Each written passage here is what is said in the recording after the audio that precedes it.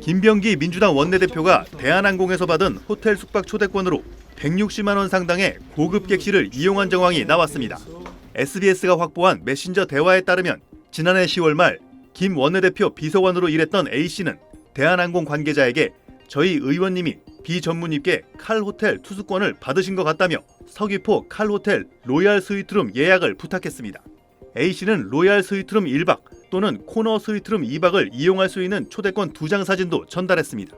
이에 대해 A씨는 당시 김 원내대표가 당초 2023년 12월 31일까지가 기한인 초대권을 받은 상태에서 이용기한 연장을 요청했고 대한항공 관계자가 직접 의원실을 방문해 사용기한이 2024년 12월 31일까지인 새 초대권을 전달했다고 설명했습니다.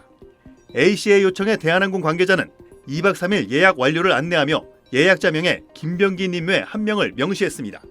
예약된 방은 최고 등급 객실인 로얄 스위트로 1박 숙박비 최저가가 72만 5천 원에 달합니다.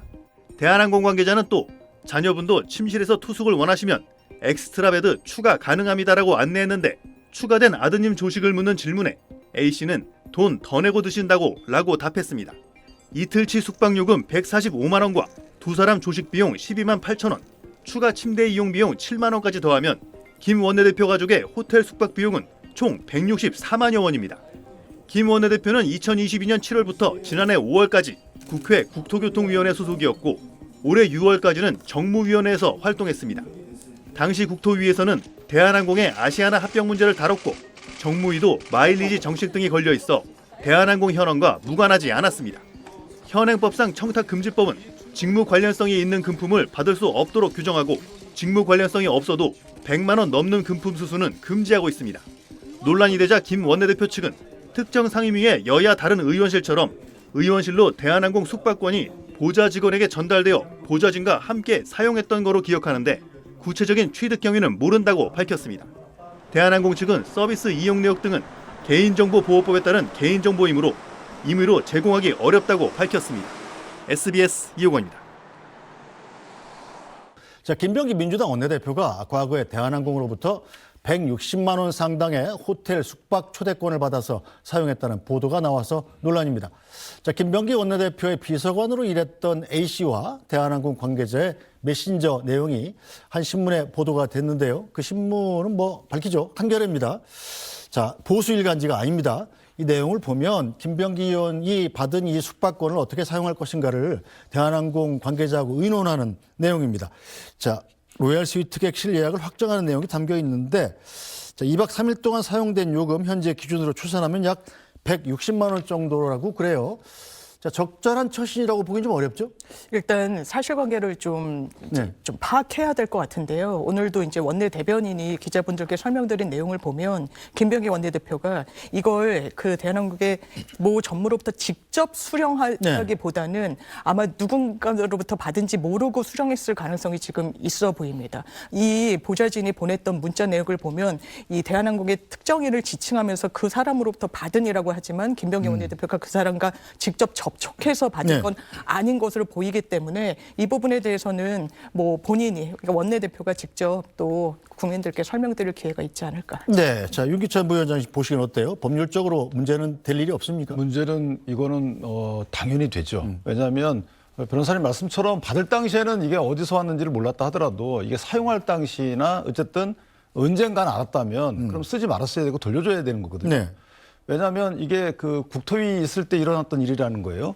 그러면 이게 그 소관 상임위 관련된 거예요. 정무위에 있다가 정무위에 정무위, 있었던 일에 국토위. 쓴 건데 그 뒤로 이제 김병기 원내대표가 국토위로 갔죠.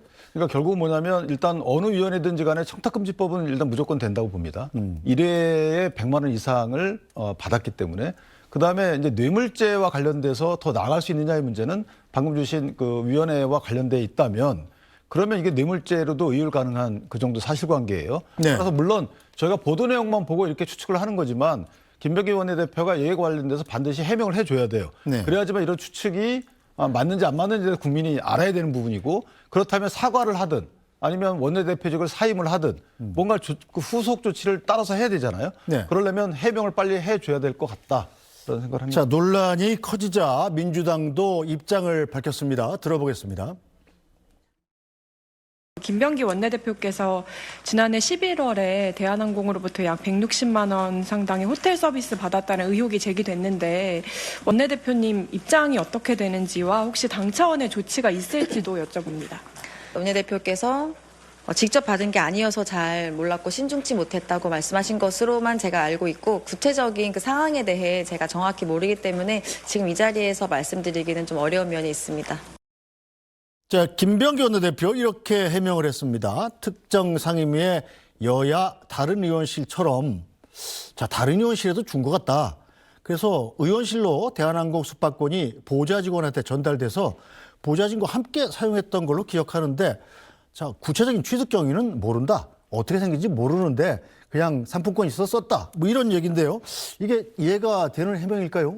일단 그 관련 상임위 활동을 하면서 유관 기관에서 뭐 그 공연 초대권이나 어떤 초청권 이런 것들을 같이 사용하도록 드리는 경우도 이제 왕왕 있다 보니까 그게 이제 법의 한도 내에서 아마 누구로부터 직접 그 부분이 왔는지 모르고 각 의원실로 그 네. 당시에도 본인뿐만이 아니라 다른 의원실의 그 관련 상임위 활동을 하시는 분들도 받지 않았는가라고 이제 말씀을 하시는 걸로 보이고요. 네. 그 부분과 관련해서는 지금 단계에서는 이게 법에 저촉이 된다, 무리가 있다, 이게 김병기 원내대표 혼자만의 일이다 이렇게 단정짓기에는 좀 아직 이른 것 같습니다. 근데 네. 저게 좀 저는 비겁하다고 생각되는 게 보좌진과 함께 사용했다라고 얘기하시잖아요. 그러면 예전에 검찰을 비난했던 부분이 있어요. 이게 청탁금지법이 되려면 이게 100만 원 쪼개는 거죠, 지금. 네. 한 번에 100만 원이 안 되게끔 1인당 나누는 겁니다.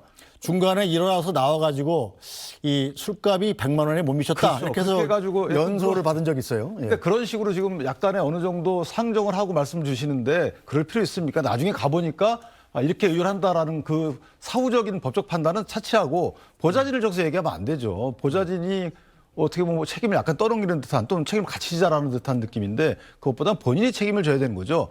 내가 책임을 지는데 내가 몰랐다라는 거는 괜찮지만 네. 보좌진과 함께 썼다.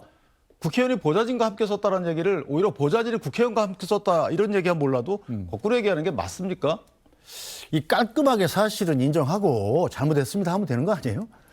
아마 설명하고 해명할 기회가 있지 않을까라고 생각이 듭니다. 근데 어떻게 얻었는지 모르겠다. 대부분 보면 어떤 일이 생겼을 때 거기에 대한 해명이 일을 좀 마무리하는 게 아니라 더 키우는 경우도 있지 않습니까? 그러니까 저거는 이제 법적 책임만 생각하시는 거예요. 그래 말씀 주신 것처럼 이거 죄송하다 내가 이 참 깊은 생각을 못 하고 이렇게 했다.